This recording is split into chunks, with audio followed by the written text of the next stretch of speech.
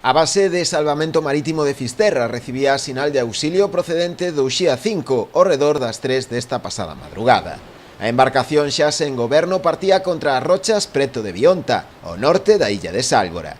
Dende o centro de salvamento movilizaron inmediatamente o barco Salvamar Sargadelos e o helicóptero de rescate Pesca 1. Foi este último que recolleu os dous tripulantes da embarcación, trasladándoos ao porto de Vigo, dende onde foron derivados ao Hospital Álvaro Cunqueiro. Ningún dos dous mariñeiros corre perigo. Un deles, o armador do barco, continuaba ingresado esta mañá con síntomas de hipotermia, aínda que o seu estado non revestía gravidade. O outro tripulante da embarcación xa foi dado de alta. Sí, a verdade que esta noite, pois ás 4 menos cuarto, a menos 20 menos cuarto, chamoume o salvamento marítimo para me preguntar e informar por este barco que lanzara unha chamada de socorro.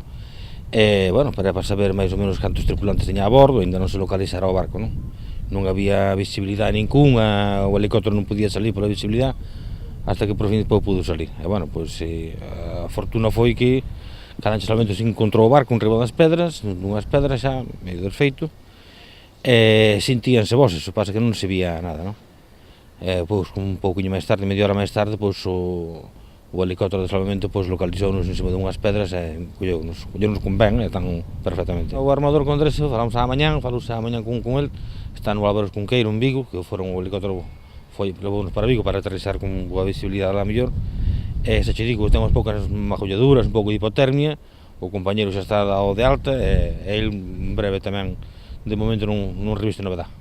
Ao parecer, segundo indicaron os propios mariñeiros rescatados, todo apunta a un fallo na hélice da embarcación que andaba ao palangre, como causa máis probable do infortunio.